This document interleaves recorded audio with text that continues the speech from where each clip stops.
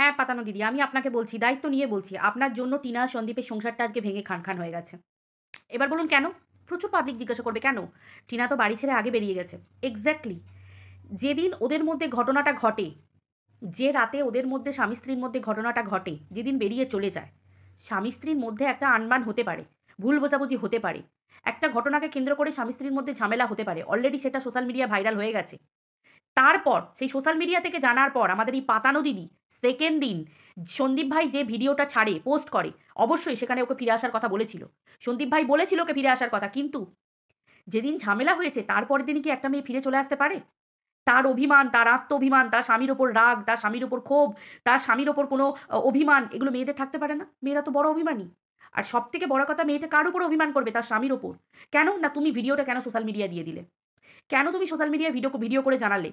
একটা মেয়ের অভিমান থাকতেই পারে। সোশ্যাল মিডিয়ায় শকুনেরা বসে আছে ছিঁড়ে খাবার জন্য। ওত পেতে বসে আছে কখন একটা গরু ফেলা হবে ভাগাড়ে, তাকে ছিঁড়ে ছিঁড়ে খাবে। তাই তো? তারা মনে করেছিল টিনা মানুষ? মনে করেছিল? আজ পর্যন্ত মনে করছে? এই যে পাতানো দিদি, এ কম ভাষায়, এ যদি টিনার ভালোই চাইতো, এ কম নোংরা নোংরা ভাষায় টিনাকে আক্রমণ করেছে। একটা অল্প বয়সী, তার মেয়ের সমান মেয়ে টিনা, তাকে বলছে গামলায় মাছ নাড়ানো। এর মানেটা মানুষ বুঝতে পারে? এর যে কি ইঙ্গিত আছে সেটা, অভদ্র হতে হবে এই কথাটা জানার জন্য তার কোনো মানে নেই। যে কোনো ভদ্রবাড়ির মানুষও এই ইঙ্গিতগুলো বুঝতে পারে। তাই না? তো এই ধরনের নোংরা, নোংরা ভাষা, আরও কত নোংরা ভাষায় টিনাকে আক্রমণ করা হয়েছে। শুধু টিনাকে আক্রমণ করা হয়েছে, টিনার বাবাকে, টিনার মাকে, টিনার ঠাকুমা, বয়স্ক ঠাকুমা, তাকে পর্যন্ত, টিনার মৃত দিদাটাকে পর্যন্ত ছাড়েনি। তাকে পর্যন্ত কনটেন্ট বানিয়ে নোংরামি করেছে এই পাতানো দিদি। এই পাতানো দিদি চাইছে যে আম কৃষাণুকে কিভাবে মানুষ করতে হয় সেই টেকনিক সন্দীপকে বলতে। কেন?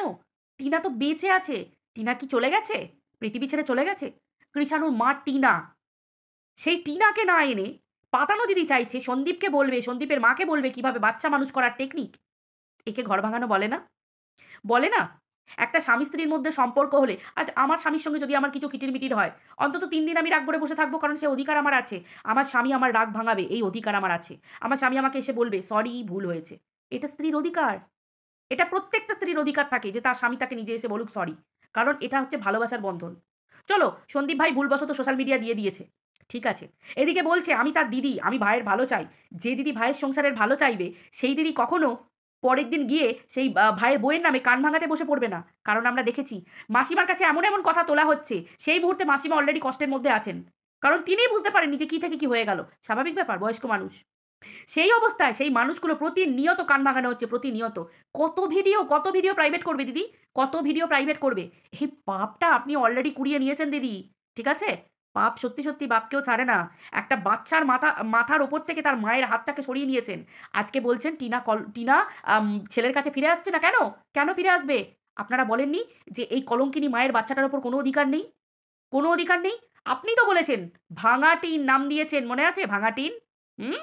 ভাঙা টিন তো? তো ভাঙা টিন যখন আপনি আপনার ভাইকে শিখিয়েছেন, আপনিই তো আজকে এই কালকের ভিডিওতে বললেন যে, "আমার ভাই তো বলে দিয়েছে পুরনো কোনো জিনিস নেবে না।" খুব আনন্দ হচ্ছে না? ভাই বলে দিয়েছে, পুরনো কোনো জিনিস নেবে না। খুব আনন্দ হচ্ছে। আপনি বলার কে? আপনার ভাই কি বলেছে? আপনি বলার কে? প্রত্যেকটা ভিডিওর মধ্যে আপনি কথা বলেন কি, "না, আমার ভাই কথা বলতে পারে না, ভাই কথা সাজিয়ে গুছিয়ে কথা বলতে পারে না।" কেন? সন্দীপ ভাই তো একজন ব্লগার। সে তো তার নিজের চ্যানেলটাকে আচ্ছা-খাসা চালায়। সে তার যথেষ্ট কথা বলার ক্ষমতা আছে। আপনি বারবার পিছন থেকে বলেন কি, "আমার ভাই কথা বলতে পারে না, ও সাজিয়ে গুছিয়ে কথা বলতে পারে না।" আপনার ভাইয়ের ইমেজ আপনি নষ্ট করছেন। আপনি নষ্ট করছেন। তার মানে কি? আপনি আপনার ভাইয়ের হয়ে বলে দিচ্ছেন। তার মানে সমস্ত কথা আপনি আপনার ভাইকে শিখিয়ে দিচ্ছেন। আপনি চালনা করছেন সন্দীপ ভাইকে। আপনি চালনা করছেন। প্রত্যেকটা মানুষ এটা নিয়ে সমালোচনা করবে। কে বলেছে? আমি তো বলছি আপনার সাথে আপনার ভাইয়ের কোনো নোংরামি সম্পর্ক নেই। কিন্তু আপনি যেভাবে আপনার ভাইকে নিয়ে ভিডিও করেন, যেভাবে আপনি আপনার নিজস্ব মতামত আপনার ভাইয়ের ঘাড়ে চাপিয়ে দেন, বা একটা সংসারকে ভাঙতে যে মতামতগুলো আপনি দেন, সেইগুলোকে নিয়ে মানুষ নোংরা ইঙ্গিত করবে। কারণ সন্দীপের চরিত্রের সঙ্গে আপনার চরিত্রটা জড়িয়ে আছে। তার কারণ সন্দীপ একজন পুরুষ মানুষ, তার বাড়িতে তার স্ত্রী নেই। আপনার যাওয়া আসা, আপনার বলা কথা, আপনার এগিয়ে গিয়ে তার স্ত্রী ফিরে আসতেই পারে। এবার সন্দীপ গ্রহণ করবে কিনা অবশ্যই তার ব্যাপার। সন্দীপ গ্রহণ করবে কিনা? কেউ টিনার পরকীয়াকে সাপোর্ট করেনি। আমি আগেও বলেছি, এখনো বলছি। টিনা যদি না চায়, টিনাও সন্দীপের কাছে ফিরবে না। আর সন্দীপ যদি না চায়, কারোর বাবার ক্ষমতা নেই জোর করে টিনাকে সন্দীপের ঘাড়ে চাপিয়ে দেয়। কারণ সন্দীপের অধিকার আছে। সে যদি মনে করে যে পরকীয়া তার চোখে অপরাধ, তাহলে সে তার স্ত্রীকে মেনে নেবে না। ডিভোর্স দিয়ে দিক। অবশ্যই ডিভোর্স দিয়ে দিক। এমনভাবে আইনি পথে চলুক যাতে বাচ্চা বাবাকেও পায়, মাকেও পায়। আমরা প্রত্যেকে সেটাই চাই। তাই হোক। কে বলেছে পরকীয়াকে মানতে? পরকীয়াকে আমরাও মানি না। মানি না, তার জন্যই টিনা আজ পর্যন্ত আমার ভিডিওতে এসে কোনোদিন একটা কমেন্ট করে না। কই, আমি তো টিনার পরেই ভিডিও করি। কিন্তু টিনাকে কোনোদিন কমেন্ট করতে দেখেছেন কেউ? কেউ দেখতে পাবেন না। কেন? না, টিনা জানে যে আমি টিনার পরকীয়াকে সাপোর্ট করি না। সেই জন্য টিনা সাহস করে আমার ভিডিওতে কোনোদিন কমেন্টও করতে আসে না। এটাই হচ্ছে একমাত্র পথ, পরকীয়াকে সাপোর্ট না করেও। আর আপনিও তো পরকীয়া করেছিলেন। তাহলে আপনি যদি পরকীয়া করে, পাতানো দিদি, আপনি যদি পরকীয়া করে আপনার ভাইয়ের বাড়িতে আপনি যদি সমর্থন পান, আপনার ভাইয়ের সমর্থন পান, কারণ দেখুন আপনার পরকীয়া আমি কি করে জানবো? আপনার বাড়িতে আমি ওত পাততে গেছি না কান পেতে শুনতে গেছি? আপনি নিজে ভিডিও করে গোটা সমাজকে বলেছেন। আপনি বলেছেন না যে আমার পোল খোলার কিছু নেই, আপনি নিজের পোল নিজেই খুলে দিয়েছেন। এক্স্যাক্টলি। আপনাকে নিয়ে মানুষ সমালোচনা করতে পারে কেন? না, আপনি নিজের পোলটা নিজে খুলে দিয়েছেন। তাহলে আপনি এত কিছু করার পরেও আপনার সন্দীপ ভাইয়ের চোখে আদর্শ দিদি, সেই জায়গায় তো সমালোচনা উঠবেই। যেখানে বউ পরকীয়া করতে বউ কলঙ্কিনী হয়ে গেল, অথচ দিদি পরকীয়া করলো, দিদি সতী হয়ে গেল। কেন? Nation wants to know why. Why? Why দিদি, ওয়াই? এগুলোকে বলে সমালোচনা। কে বলেছে আপনার আর আপনার ভাইয়ের সম্পর্ক অপবিত্র? আমি একটা বাড়ির জন্য বলিনি আপনার আর আপনার ভাইয়ের সম্পর্ককে নিয়ে। ভাই বোনের সম্পর্ক কোনোদিন নোংরা সম্পর্ক হয় না। কিন্তু আপনি যেভাবে চালনা করছেন, যেভাবে ভিডিও করে বলছেন, সেটা আপনি সম্পূর্ণ ওদের পরিবারটাকে ট্যাকেল করছেন, হ্যান্ডেল করছেন। ইভেন আপনি পুরো পরিবারটাকে হাতের মুঠোয় রেখেছেন।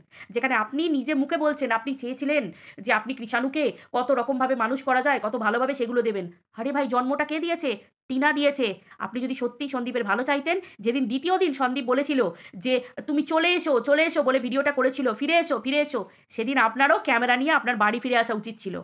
আপনি বন্ধ করেছিলেন? না, আপনি ওদের মধ্যে দূরত্বটাকে বাড়িয়ে দিয়েছেন। ভিডিও করে করে বাড়ি গিয়ে গিয়ে টিনাকে নোংরা কথা বলে বলে, টিনার সঙ্গে সুদীপ্ত সরকারকে নিয়ে নোংরা ভাষায় আক্রমণ করে করে, সন্দীপের মনে বিষ ঢেলে ঢেলে ঢেলে ঢেলে আপনি নিজের জায়গাটা তৈরি করে নিয়েছেন। আপনি নাম দিয়েছেন পাতানো সম্পর্কের দিদি। দিদির কথার মানে বোঝেন? দিদির মানে বোঝেন? দিদি মানে হচ্ছে মা, মায়ের আরেকটা জায়গা। সেখানে সম্পর্ক গড়ে দেয়।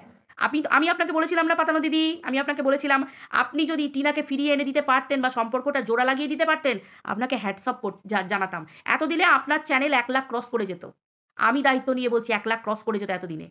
বুঝতে পেরেছেন? কিন্তু আপনি সেটা করেননি। আপনি নোংরামোর দ্বারা এগিয়ে চলেছেন। নোংরামো দিয়ে কিচ্ছু হয় না, কিচ্ছু হয় না। বুঝতে পেরেছেন? কিচ্ছু হয় না। আজকে টিনা একটা পরকীয়া করে বাইরের ছেলের হাত ধরে গেছে, সেটা আপনি ঢান্ডোরা পিটছেন। কিন্তু আমরা তো টিনার ভিডিওতে কোত্থাও দেখতে পাচ্ছি না নোংরামোটা। কোত্থাও দেখতে পাচ্ছি না ও নোংরামো করছে। কোত্থাও না। টিনা তার বাপের বাড়িতে আছে, সে রোজগার করছে, সে তার মা-বাবার সংসারে আছে। যে যেমন সংসারে থাকবে তাকে সেখানে খরচ করতে হবে।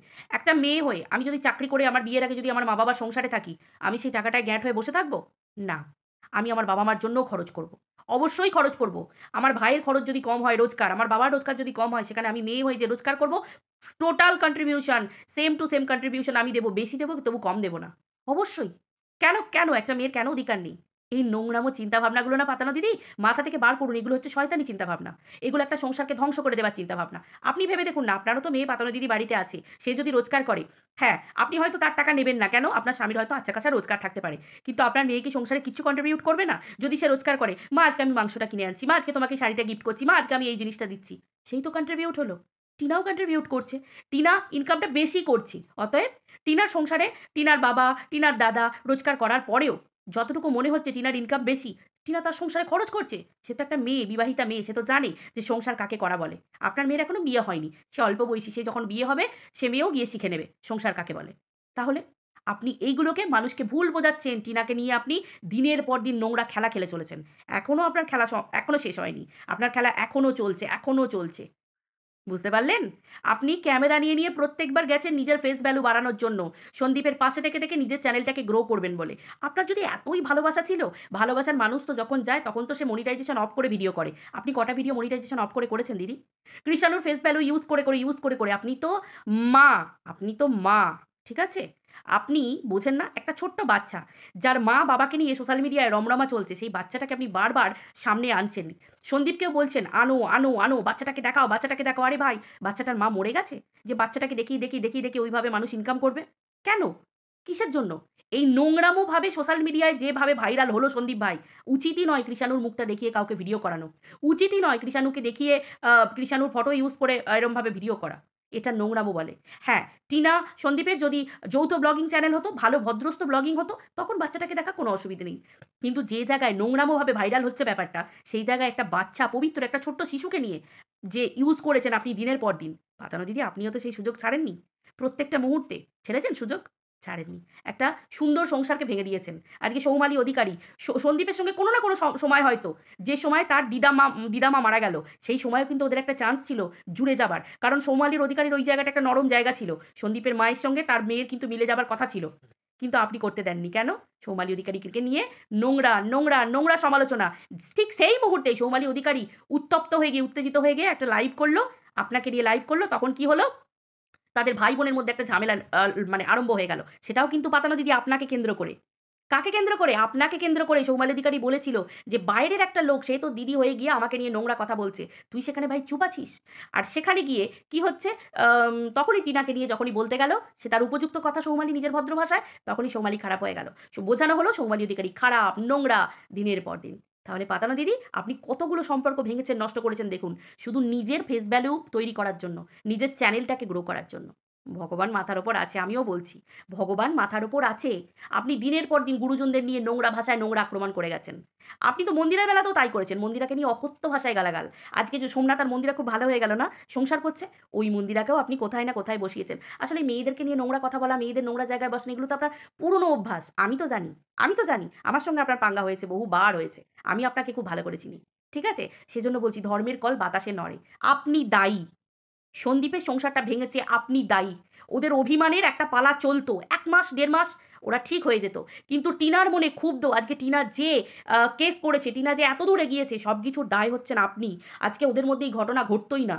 একটা মেয়ের মধ্যে বলে না আগ্নেয়গিরির লাভা, আপনি জ্বালিয়ে দিয়েছেন।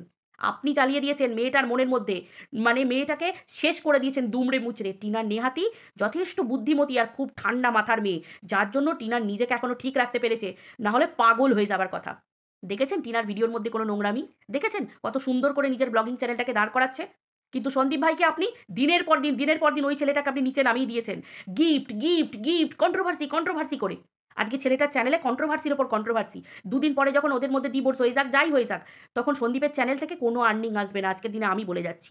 এর জন্যও দায়ী আপনি। কারণ সন্দীপের দুটো চ্যানেল কন্ট্রোভার্সিতে ভর্তি। সন্দীপ আজও বুঝতে পারল না। এর জন্যেও আপনি দায়ী। বুঝলেন? সত্যি বলছি ধর্মের কল বাতাসে নড়বে গো দিদি, নড়বে। হুম।